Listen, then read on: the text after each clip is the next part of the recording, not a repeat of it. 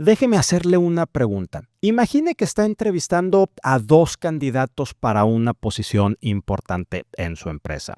Estas dos personas, los dos candidatos, tienen experiencia suficiente, tienen buenas referencias y también las habilidades necesarias. Pero hay una gran diferencia. El primero de ellos ha trabajado durante 10 años en dos compañías. El segundo, por su parte, ha pasado por 5 o 6 empresas durante el mismo periodo. ¿A cuál de los dos le contrataría usted o cuál de los dos le genera más confianza? Probablemente me dirá usted que es el primero, porque, a ver, durante décadas hemos utilizado la permanencia laboral como una especie de señal indirecta de confiabilidad. Quedarse muchos años en una empresa, conforme a esta idea, habla de compromiso, estabilidad y lealtad, mientras que estar cambiando constantemente de trabajo suele producir exactamente la reacción contraria. Algo debe de estar mal, quizá la persona no aguanta la presión, quizá la persona se aburre rápidamente o quizá en cuanto aparezca una mejor oferta se irá nuevamente. En inglés, le platico, incluso existe una expresión bastante poco amable para describirlos: job hoppers, es decir, personas que van saltando de un trabajo a otro.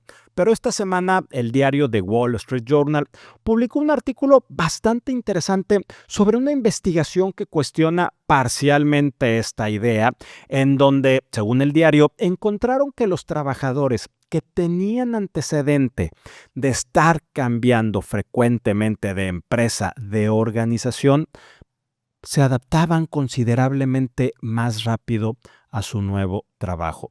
Es decir, un empleado promedio necesitaba aproximadamente 5 meses para recuperar su nivel normal de desempeño después de incorporarse a una nueva organización.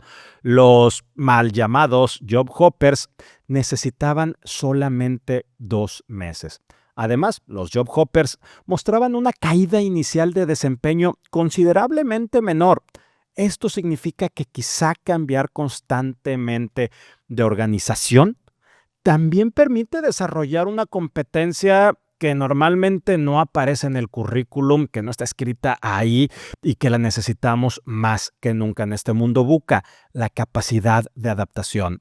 Cada vez que alguien cambia de empresa, tiene que aprender nuevamente cómo funciona la organización, quién toma realmente las decisiones, cómo se construyen las relaciones, qué reglas están escritas y cuáles solamente existen en la cultura, están inmersas en lo que nadie habla o a quién hay que escuchar, o qué procesos sirven y cuáles solamente hacemos porque siempre se ha hecho así. Y después de hacerlo varias veces, los job hoppers quizá terminan volviéndose bastante buenos para empezar de nuevo. Pero a ver, tampoco llevemos este argumento del Wall Street Journal demasiado lejos. El estudio no demuestra que cambiar constantemente de trabajo sea necesariamente bueno. Si durante 10 años una persona nunca ha logrado permanecer, no sé, más de 12 meses en ninguna organización, probablemente vale la pena que nos preguntemos qué está ocurriendo con esta persona. Y tampoco significa, por el otro lado, que quien ha desarrollado toda su carrera dentro de una sola empresa tenga menor capacidad de adaptación. De aquí más bien surge una pregunta para quienes contratan personas. A ver, ¿cuántas veces descartan candidatos utilizando reglas que quizá ya no funcionan igual que antes? Quizá a quien usted está descartando por este motivo de ser un job hopper podría esconder una competencia particularmente valiosa en el mercado laboral actual. Lo decíamos hace unos momentos: haber aprendido a cambiar.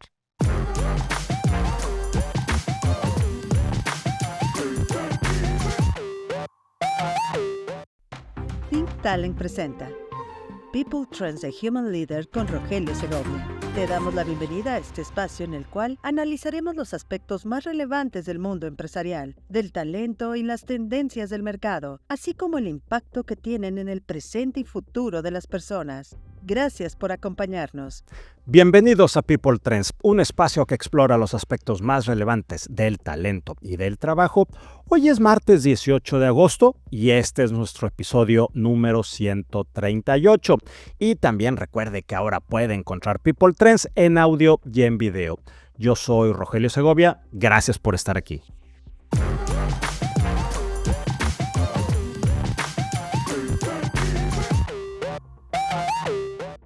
Situación de negocios actual. En México, esta semana le quiero contar de una inversión que, aunque no es particularmente grande en monto, me parece bastante interesante traerla aquí por lo que dice sobre la economía de las plataformas digitales.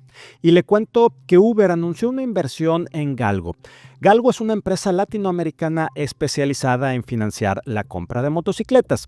Esta alianza entre Uber y Galgo comenzará precisamente en nuestro país, en México, y posteriormente se extenderá a Chile y Colombia. La idea de estas compañías es sencilla: ofrecer productos de financiamiento específicamente diseñados para conductores y repartidores de Uber que necesitan una motocicleta para trabajar, pero que en muchas ocasiones tienen dificultades para obtener un crédito bancario tradicional o un crédito para vehículos tradicional. Le cuento que Galgo fue fundada en 2018 y actualmente opera principalmente con clientes que tienen acceso limitado al sistema bancario.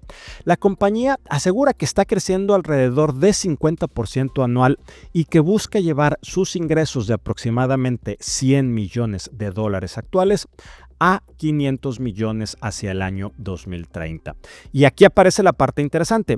Uber ya no solamente conecta conductores con pasajeros, poco a poco está construyendo todo un ecosistema alrededor de quienes trabajan en su plataforma. Seguros, servicios financieros y ahora este financiamiento particular para adquirir vehículos, motocicletas. En Estados Unidos, la principal historia empresarial de esta semana está en la compañía Burger King.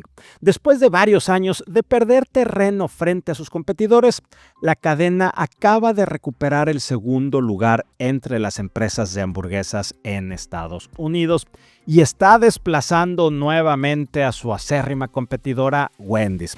Y lo interesante es cómo lo logró. La estrategia en esta ocasión no consistió en reinventar completamente el negocio.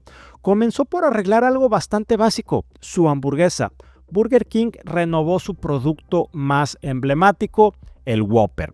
Cambió el pan, modificó la mayonesa, desarrolló un nuevo empaque para conservarlo mejor y puso al frente de toda esta estrategia de producto a Amy Alarcon, la chef que anteriormente había participado en el desarrollo del famoso sándwich de pollo de la cadena Popeyes.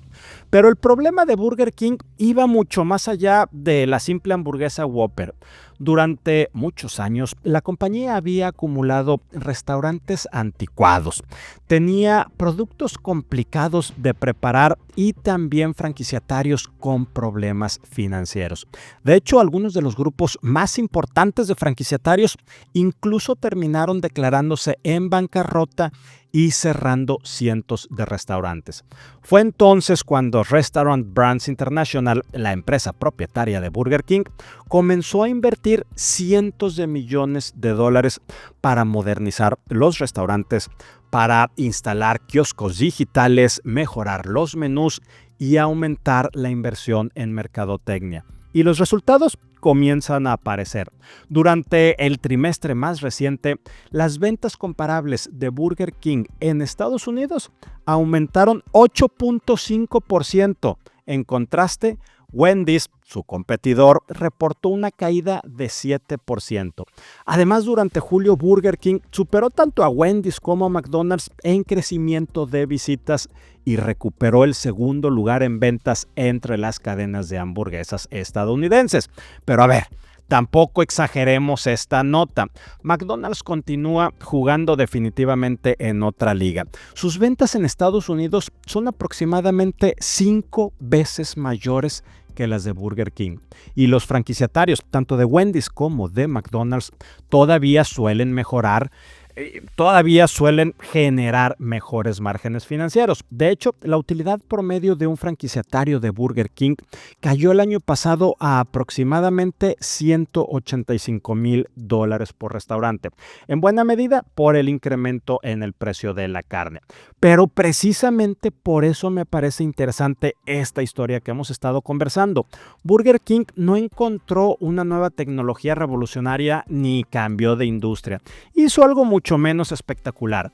Volvió el producto, mejoró la experiencia en los restaurantes, simplificó promociones, pero sobre todo comenzó a escuchar nuevamente a sus clientes. Y de hecho, en este sentido, Tom Curtis, el presidente de Burger King en Estados Unidos y Canadá, incluso publicó su teléfono celular para recibir directamente comentarios y quejas de consumidores. Hasta ahora, según la compañía, ha atendido personalmente alrededor de 3,300 llamadas.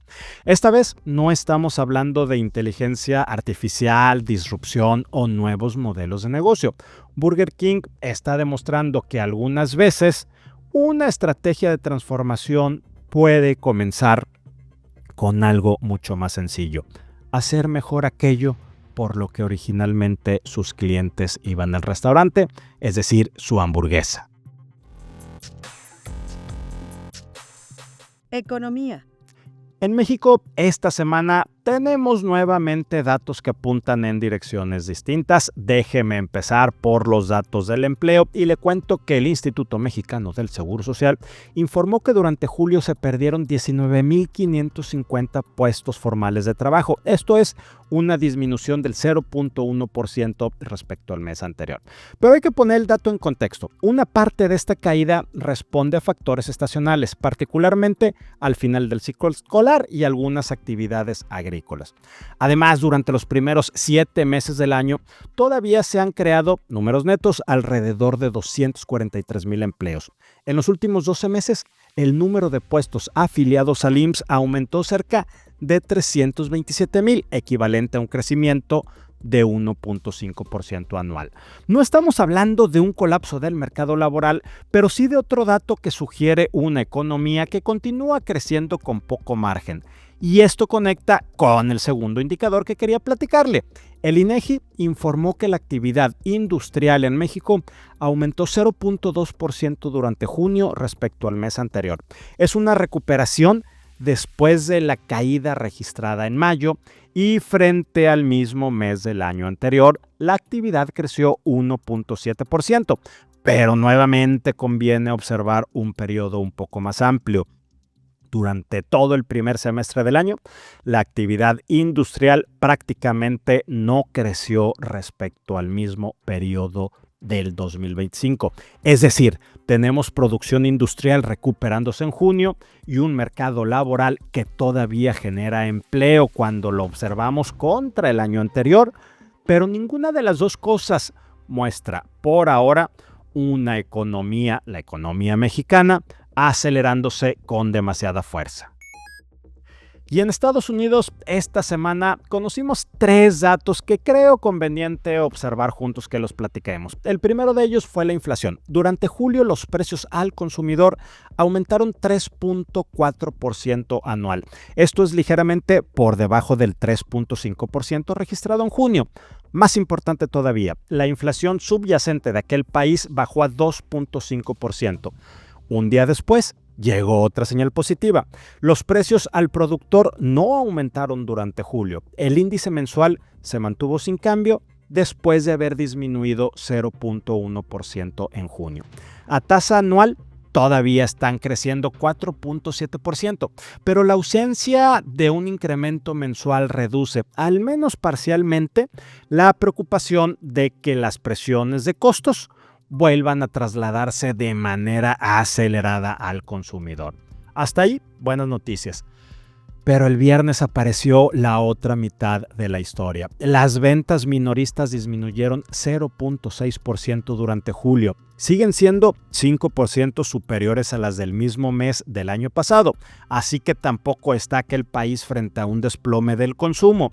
Pero sí aparece una combinación interesante. A ver, la inflación comienza a dar algunas señales de moderación al mismo tiempo que el consumidor estadounidense está empezando a mostrar algo menos de fortaleza. Y todo esto cambia nuevamente la discusión alrededor de la Reserva Federal. La semana pasada comentábamos que el mercado laboral estadounidense había perdido 23,000 empleos durante julio y que la Fed estaba dividida respecto a la posibilidad de volver a aumentar las tasas. Ahora tenemos inflación, sí algo más baja en Estados Unidos, precios al productor sin crecimiento durante el mes, pero también ventas minoristas retrocediendo. Ninguno de estos datos por sí solo demuestra que la economía estadounidense esté entrando en una recesión, ni mucho menos. Pero vistos de manera conjunta, sí comienzan a construir una imagen distinta. Una economía que quizá finalmente esté perdiendo suficiente velocidad como para ayudar a controlar la inflación. La pregunta, naturalmente, es qué va a hacer la Fed al respecto, qué decisión va a tomar. Talento. Y el día de hoy, Ginny Dorado nos habla de un tema que debería estar en la agenda de cualquier director general: la planeación estratégica y, sobre todo, qué tan bien entendemos realmente el mercado en el que competimos. Hola, un gusto coincidir de nuevo en este espacio para hablar desde la experiencia en liderazgo, talento y cultura, haciendo cable a tierra con el negocio.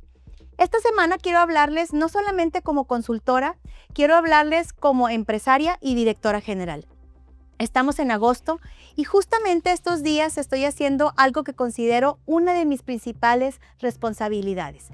Y esto es hacer una pausa, no para descansar, ya lo hice en julio, sino para pensar. Normalmente asociamos la planeación estratégica con el cierre del año. ¿Qué vamos a hacer el próximo año?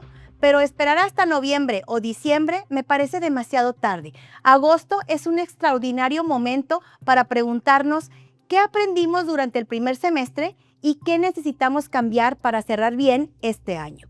En Think Talent nos estamos tomando nuestra propia medicina, haciendo justamente este ejercicio. Primero, estamos mirando hacia afuera. ¿Qué está pasando con nuestros competidores? ¿Cómo está evolucionando el mercado? ¿Dónde están creciendo? ¿Qué necesitan hoy nuestros clientes? ¿Qué oportunidades está apareciendo que hace 6 meses quizá no lo veíamos?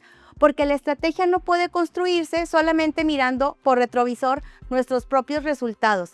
Después, toca mirarnos al espejo. Estamos revisando nuestro desempeño financiero, ventas, servicio, indicadores, nuestro scorecard, qué iniciativas están funcionando y cuáles no están generando el resultado esperado.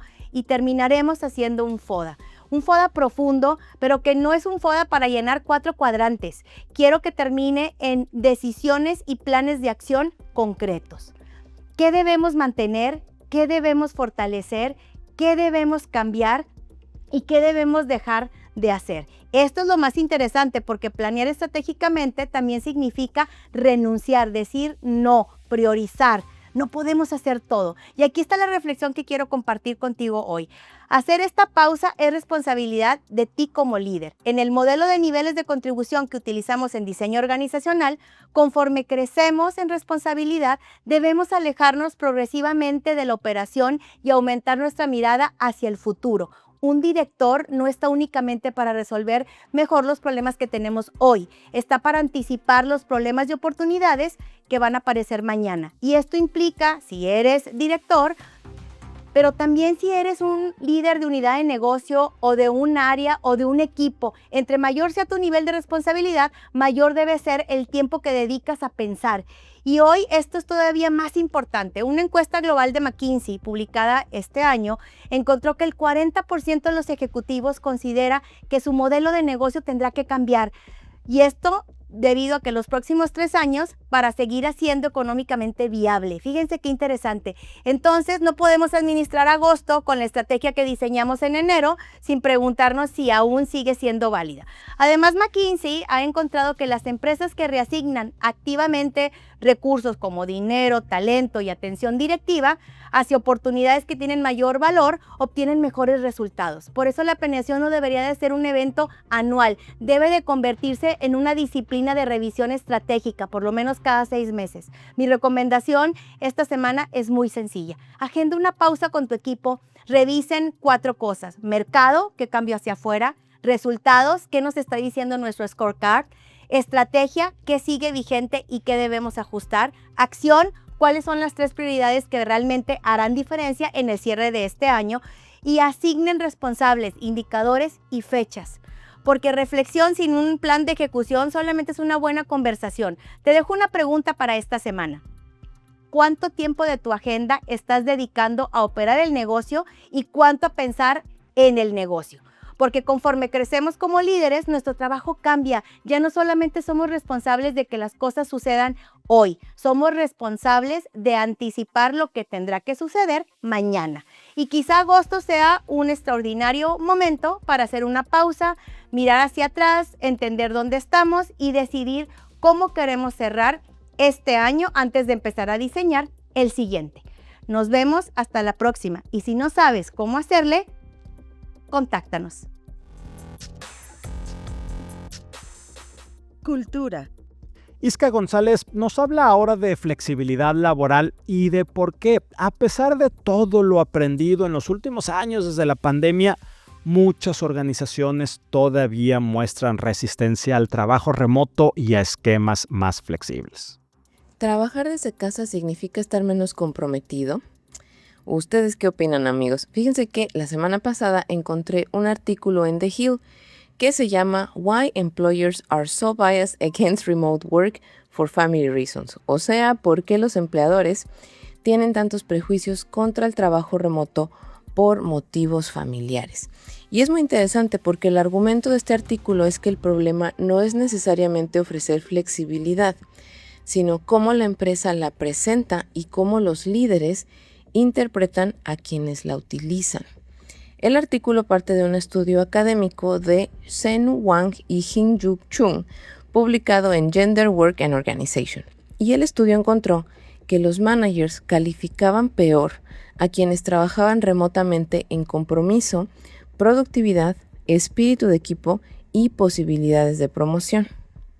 Lo más interesante es que cuando el trabajo remoto se presenta como una política disponible para todos, el estigma disminuye. Cuando se presenta específicamente como un beneficio para madres o padres, el sesgo permanece e incluso puede intensificarse para las mamás. Pensémoslo por un momento, amigos. ¿Cuánta gente en verdad, incluso sin tener hijos, tienen que ser responsables de un tío, sus propios padres, quizás su pareja? A veces te conviertes en un cuidador y eso significa que tienes menos compromiso.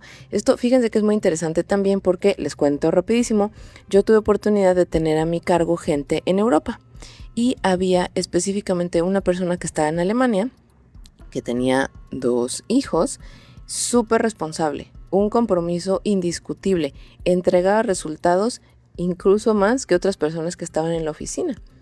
Pero a veces, en verdad que por los tiempos en los que tenía que pasar por los niños, hacer varias cosas, y la diferencia de horario con corporativo que estaba en Estados Unidos, no podía entrar a algunas reuniones, pero esas reuniones que no son clave del equipo, esas reuniones que eran como trivia, como vamos a reunirnos virtualmente para platicar, eso es no necesariamente un town hall de la organización. Entonces, aquí es donde entra el criterio de los gerentes. ¿Tú estás evaluando a alguien por el resultado o porque entra a tu tarde de trivia? Entonces, también hay estudios interesantes y datos que cita este artículo, como uno de Microsoft, donde el 85% de los líderes reconocía dificultades para confiar en la productividad en esquemas híbridos, mientras que el 87% de los empleados decía sentirse productivo. Entonces, aquí es un tema de percepción, es un tema de sesgo. Las empresas, en estricta teoría, deberían dejar de presentar la flexibilidad como un favor para madres o cuidadores y empezar a diseñarlo más bien como una forma de organizar el trabajo, basado en las características del puesto y en resultados que sean medibles. Que no se nos escape. Y finalmente, Yeshua Gómez nos explica el nuevo manual de inspección en materia de REPSE y sobre todo qué deben revisar las empresas para evitar problemas de cumplimiento. Esta semana quiero platicarles de un documento que vale muchísimo tener en el radar y se trata del protocolo de inspección en materia de subcontratación. Este es emitido por la Secretaría del Trabajo y Previsión Social y que circuló en redes la semana pasada. ¿Y por qué importa tanto este documento? Porque deja bastante claro hacia dónde está caminando la fiscalización en materia de REPSE y servicios especializados. Durante los últimos años, muchas empresas han concentrado sus esfuerzos en mantener el expediente completo y está bien, ¿no? Pero todo este contrato, registro REPSE, CFDI, información ante el IMSS, Infonavit, SAT y demás documentación. Pero este protocolo manda una señal un poquillo distinta. La autoridad no solamente quiere revisar papeles, también quiere revisar la realidad de la operación. El documento contempla 3 grandes vías de vigilancia. Primero, visitas de constatación de REPSE. Segundo, inspecciones específicas en materia de subcontratación. Y quizá lo más relevante son las inspecciones ordinarias o extraordinarias de otras materias laborales que incorporen transversalmente la revisión de subcontratación. Esto significa que una revisión de condiciones generales de trabajo o de seguridad de higiene o de capacitación puede abrir también la puerta para revisar cómo funcionan los servicios especializados dentro del centro de trabajo. ¿Y qué es lo que va a buscar el inspector? No solamente si existe un contrato o si el proveedor está bien registrado en el REPSE, sino va a querer identificar quiénes son los trabajadores, qué actividades realizan, quién es su patrón, quién les pagan, dónde prestan sus servicios y si la actividad que efectivamente realizan coinciden con aquello que fue contratado como especializado. Incluso se debe de identificar a la totalidad de las personas trabajadoras puestas a disposición que se encuentren en el centro de trabajo de la beneficiaria.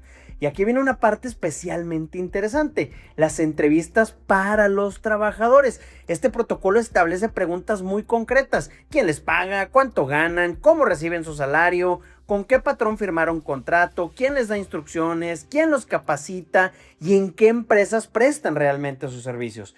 Incluso, en determinados casos de constatación de REPSE, estas entrevistas se pueden realizar por Teams, Zoom, FaceTime, WhatsApp, todo esto verificando previamente la identidad del trabajador.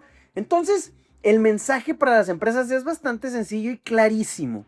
Ya no basta solo con el expediente bien armado. El contrato, el REPSE, la nómina y la información ante las autoridades y la operación diaria tienen que contar exactamente la misma historia.